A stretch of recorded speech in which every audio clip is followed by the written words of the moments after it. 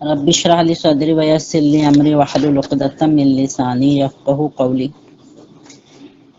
اعوذ باللہ من الشیطان الرجیم. بسم اللہ الرحمن الرحیم. یا ایھا الذین آمنوا ان تتقوا اللہ یجعل لکم فرقانا ویکفر عنکم سیئاتکم ویغفر لکم. اے ایمان والو، اگر تم اللہ سے ڈرو گے تو اللہ تعالیٰ تمہارے لیے ایک کسوٹی بنا دے گا، ایک فرقان، حق و باطل کو پہچاننے والی چیز تمہیں بہم پہنچا دے گا. وَيُكَفِّرْ عَنْكُمْ سَيِّئَاتِكُمْ، اور تمہاری سیئات سے صغیرہ گناہوں کو مٹا دے گا. وَيَغْفِرْ لَكُمْ، اور تمہاری مغفرت بھی فرما دیں گے اللہ تعالیٰ. وَاللَّهُ ذُو الْفَضْلِ الْعَظِيمِ، اللہ تعالیٰ بہت بڑے فضل والے ہیں. یہاں پر کسوٹی اس چیز کو کہتے ہیں جو صحیح اور غلط، اچھے اور برے اور زیادہ باریکی میں جائیں تو کھرے اور کھوٹے کے فرق کو بالکل الگ الگ کر کے بتا دیتی ہے. یہاں پر فرقان کا یہی مفہوم ہے کہ اللہ تعالیٰ ایک ایسے ایمان والے شخص کو جو اللہ کا تقوی بھی اختیار کر رہا ہے، اسے کسوٹی یعنی فرقان عطا فرما دیتے ہیں، جس کی وجہ سے وہ غلط راستے پہ جانے سے بچ جاتا ہے. یہاں پر اللہ تعالیٰ کا یہ ارشاد فرمانے کا منشا یہ ہے کہ اگر تم دنیا میں اللہ سے ڈرتے ہوئے کام کرو گے اور تمہاری دلی خواہش یہ ہوگی کہ ہم سے کوئی ایسی حرکت نہ سرزد ہو جائے جو اللہ تعالیٰ کی رضا کے خلاف ہو، ان تتقوا اللہ، ہم اللہ تعالیٰ سے ڈرتے رہیں، اللہ تعالیٰ کی اطاعت کر کے بھی، عبادت کر کے بھی، اور ہر طرح سے فرما برداری بجا لانے کے بعد بھی ہم اللہ تعالیٰ سے ڈرتے رہیں، اور دل میں یہ خواہش ہو کہ اللہ تعالیٰ بس ہم سے ایسے کام لے لے جو اس کی رضا کے ہوں، اور اللہ تعالیٰ کی رضا کے خلاف ہم سے کوئی بھی کام سرزد نہ ہونے پائے. تو اللہ تعالیٰ ہمارے اندر وہ حق و باطل کو الگ الگ کرنے کی قوت پیدا کر دیتے ہیں، جس سے قدم قدم پر ہم کو خود پتہ چلتا رہتا ہے کہ کون سا رویہ صحیح ہے، کون سا غلط ہے، کس چیز میں اللہ تعالیٰ کی رضا ہے اور کس چیز میں اس کی ناراضگی ہے. زندگی کے ہر موڑ پر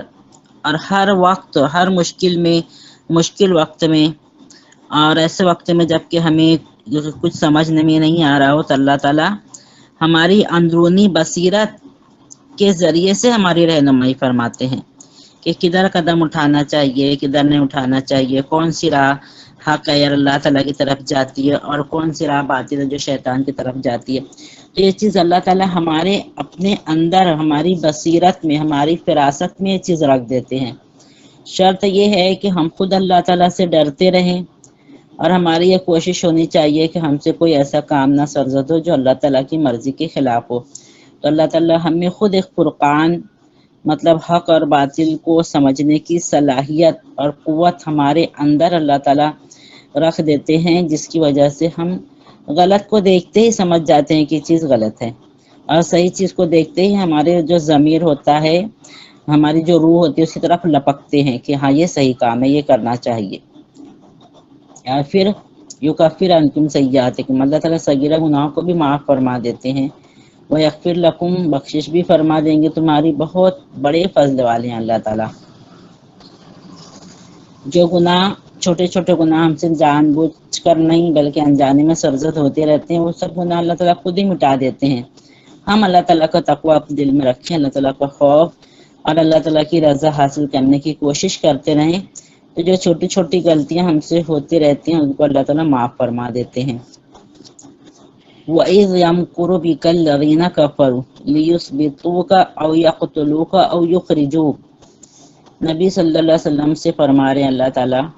کہ جب کافرین تمہارے خلاف مکر کر رہے تھے، تدبیریں سوچ رہے تھے، اور ان کی یہ رائے ہو رہی تھی کہ آپ کو یا تو قید کر دیں، نعوذ باللہ، یا قتل کر دیں، یا پھر جلا وطن کر دیں، یہ ان کی پلاننگ چل رہی تھی. وَيَمْكُرُونَ وَيَمْكُرُ اللَّهُ وَاللَّهُ خَيْرُ الْمَاكِرِينَ، اور وہ بھی مکر کر رہے تھے، چال چل رہے تھے، اللہ تعالیٰ اپنی تدبیر فرما رہے تھے، اللہ تعالیٰ بہترین تدبیر فرمانے والوں میں ہے. اس آیت کا شان نزول وہ واقعہ ہے جب کہ قریش کو اس بات کا یقین ہو چکا تھا کہ اب محمد صلی اللہ علیہ وسلم مدینہ چلے جائیں گے۔ جب انہیں یقین ہو گیا تو اتنی آسانی سے انہیں چھوڑنے کے لیے تیار نہیں ہوئے، آپس میں مشورہ کرنے لگے کہ اگر یہ شخص مکے سے نکل گیا تو پھر خطرہ تو ہماری کنٹرول سے باہر ہو جائے گا اور پھر ہم کچھ بھی نہیں کر سکتے۔ تو انہوں نے آپ صلی اللہ علیہ وسلم کے مقابلے میں آخری فیصلہ کرنے کے لیے دار الندوہ جو تھا ان لوگوں کا، اس میں تمام قوم کے بڑے بڑے سرداروں کو جمع کیے اور وہ مشورہ کرنے لگے کہ کس طریقے سے ان کا نعوذ باللہ خاتمہ کر دیا جائے کہ مدینہ نہ پہنچے، ورنہ اطراف کے لوگ ان سے متاثر ہو جائیں گے اور یہ مذہب جو ہے، یہ دین جو ہے، یہ دین کی دعوت بہت بڑے پیمانے پر عام ہو جائے گی۔ تو کچھ لوگوں نے یہ رائے دی کہ انہیں قید کر دیا جائے، لیکن اس رائے کو قبول نہیں کیا گیا، کیونکہ لوگ یہ کہہ رہے تھے کہ اگر ہم انہیں قید کر دیے تو ان پر جان چھڑکنے والے بہت سارے لوگ ہیں جو انہیں رہا کرانے کی کوشش کریں گے۔ پھر اس کے بعد بہت ساری ایسے مشورے سامنے آئے۔ اس وقت کسی نے ان کو وہاں سے جلا وطن کر دینے کے لیے کہا کہ یہاں سے نکل جائیں گے تو کچھ بھی کریں، ہم سے کیا مطلب۔ لیکن بہت سے جو بااثر لوگ تھے وہ کہنے لگے کہ یہ باہر جا کر پتہ نہیں کن کن قبیلوں کو اپنا پیروکار بنا لے گا، پھر کتنی قوت حاصل کر لے، پھر ہم پر حملہ آور ہو جائے گا۔ تو یہ تدبیر بھی رد کی گئی۔ پھر آخرکار ابو جہل نے یہ رائے پیش کی کہ ہم تمام قبیلوں میں سے ایک ایک انسان کو جو بہت اونچے نسب والے ہیں اور بہت زیادہ تیز دست ہیں ان کو منتخب کر لیں اور سب مل کر نعوذ باللہ ایک ساتھ محمد صلی اللہ علیہ وسلم پر ٹوٹ پڑے نعوذ باللہ اور انہیں ختم کر دیں۔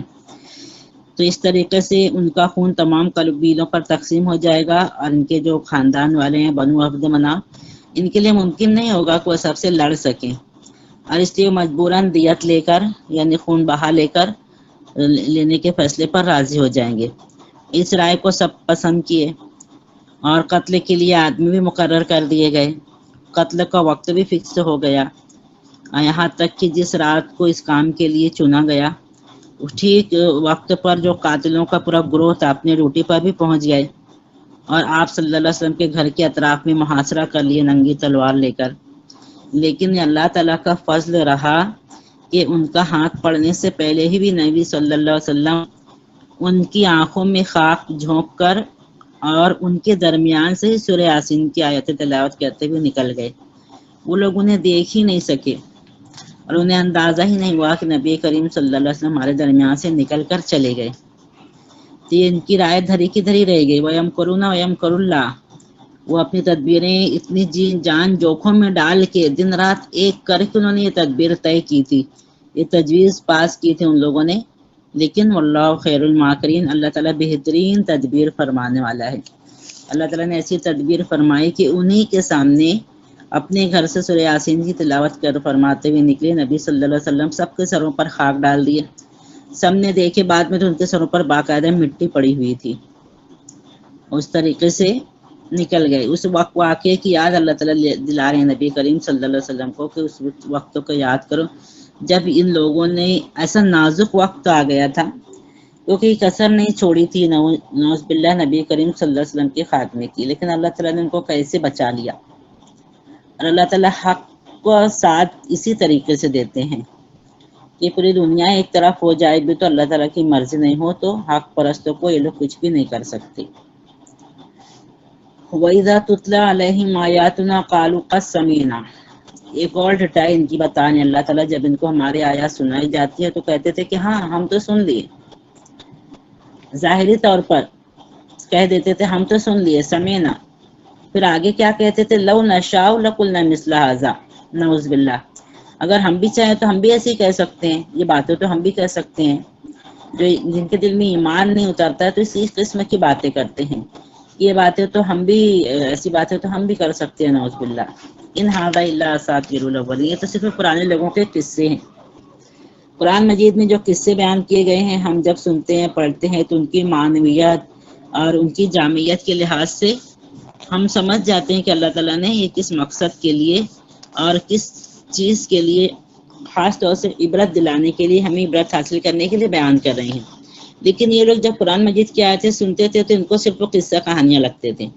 اور کہتے تھے کہ نعوذ باللہ یہ تو صرف پرانے لوگوں کی کہانیاں، ہم بھی ایسا کہہ سکتے ہیں۔ ان کے دل کو یہ قرآن کی آیتیں چھوتی نہیں تھی، ان کے دلوں پر اثر نہیں کرتی تھی۔ لیکن مومنین کے بارے میں ہم نے اس سورہ کے انفال کے شروع میں ہی پڑھ لیے، انما المؤمنون اذا تلیت آیاتہم زادتہم ایمانا۔ مومنین تو ایسے ہیں جب اللہ کی آیتیں تلاوت کی جاتی ہیں تو وجلت قلوبہم، ان کے دل کانپ اٹھتے ہیں، وزادتہم ایمانا، ایمان زیادہ ہو جاتا ہے، وعلی ربہم یتوکلون، اور اپنے رب پر ہی بھروسہ کرتے۔ لیکن یہ کافر،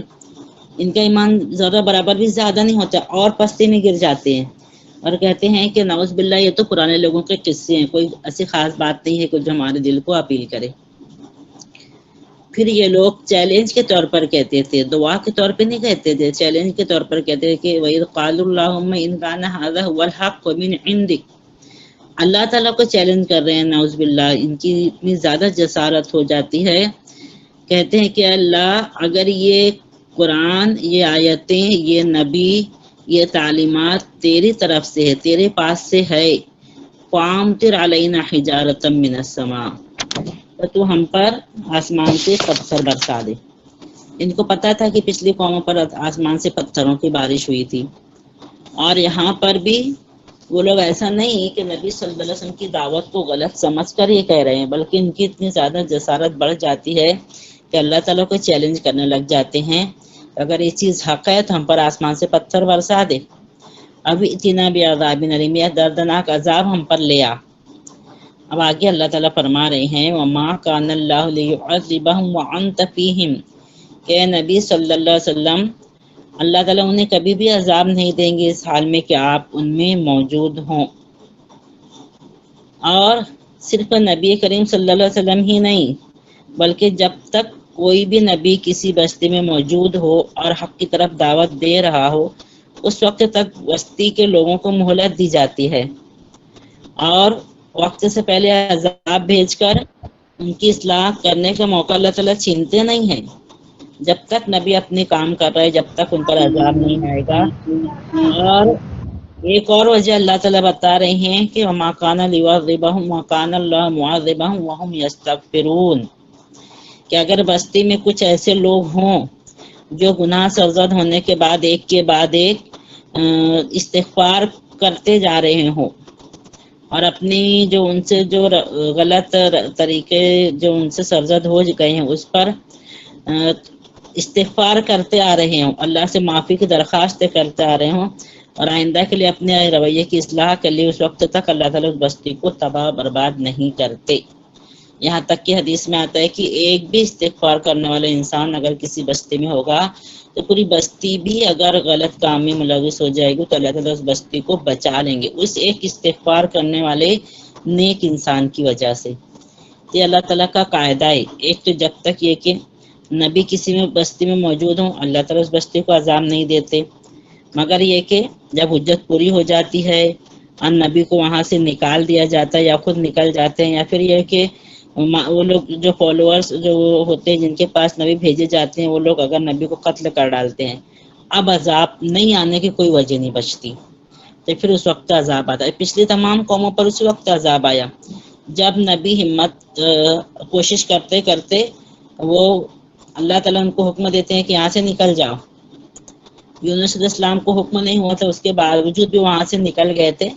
اور ان کی بستی پر عذاب آنے والا تھا، لیکن وہ لوگ یونس علیہ السلام کو نہیں پا کر اور توبہ کے لیے نکلتے ہیں تو وہ لوگ عذاب سے بچ جاتے ہیں۔ لیکن اگر کوئی نبی تنگ آ کر بستی کو چھوڑ دے، یا پھر اللہ تعالیٰ، ہم جو پچھلی قوموں کے قصے پڑھے ہیں اس میں ہم دیکھتے ہیں کہ اللہ تعالیٰ پہلے نبی کو اور اہل ایمان کو اس بستی سے نکالنے کے لیے پہلے سے فرما دیتے ہیں کہ تم لوگ نکل جانا اور پھر ان پر عذاب آئے گا۔ جب تک کوئی بھی نبی موجود ہوتا ہے یا پھر ایسا اہل ایمان کا گروہ جو نیکی کی طرف دعوت دینے والا موجود ہوتا ہے، اس وقت تک کسی بستی پر اللہ تعالیٰ عام عذاب نہیں لاتے۔ لیکن اب یہاں پر فرما رہے ہیں اللہ تعالیٰ وَمَا لَهُمْ أَلَّا يُعَذِّبَهُمُ اللَّهُ وَهُمْ يَصُدُّونَ عَنِ الْمَسْجِدِ الْحَرَامِ۔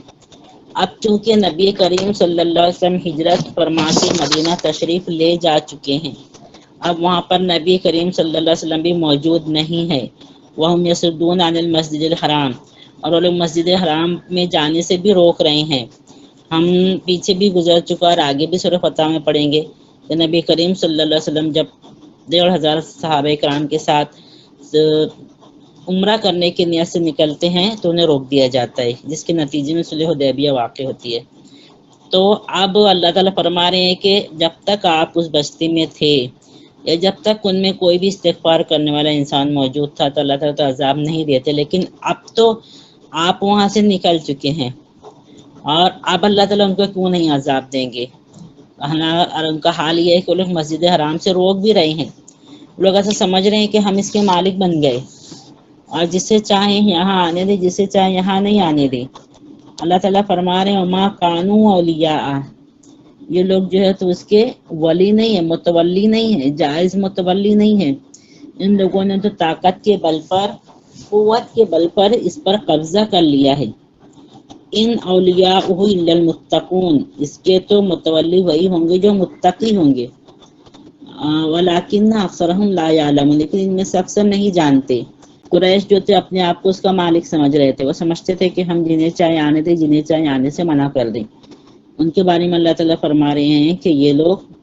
کوئی اس کے جائز متولی نہیں ہے. یہ لوگ اپنی طاقت کی بل پر، قوت کی بل پر، خاندانی وراثت کی بنا پر یہ لوگ یہاں کے مجاور بن گئے ہیں، یہاں کے متولی بن گئے ہیں. اور یہ اس بات کی علامت نہیں ہے کہ ان پر اللہ کا فضل ہے، بلکہ کسی بھی چیز کے میراث یا وراثت پانے کے لیے جو جائز طریقہ ہے وہ یہ ہے کہ وہ نیک لوگوں، پرہیزگار لوگوں اور ایسی جگہ کے، خانہ کعبہ کے جو اللہ کا گھر ہے، ایسی جگہ کے متولی تو صرف اور صرف نیک لوگ اور پرہیزگار لوگ ہی ہو سکتے ہیں. اور یہ یہاں کے یہ لوگ جو ابھی یہاں پر موجود ہے اپنے آپ کو متولی سمجھ رہے ہیں، ان لوگوں کا تو حال یہ ہے کہ جو ایک ایسی جماعت جو خالص اللہ کی عبادت کرنے والی ہے ان کو عبادت گاہ میں آنے سے روک رہے ہیں، اور جو کہ اللہ ہی کی عبادت کے لیے بنائی گئی تھی. کعبۃ اللہ، خانہ کعبہ بنانے کا مقصد ہی یہی تھا. اس طریقے سے یہ لوگ اس جگہ کے متولی یا خادم بن کر رہنے کی بجائے اس کے مالک بن بیٹھے اور اپنے آپ کو مختار سمجھنے لگے کہ جس سے ناراض ہوں گے اسے اس عبادت گاہ میں آنے ہی نہیں دیں گے. تو یہ ان کی حرکت جو ہے وہ پرہیزگاروں کے خلاف ہے.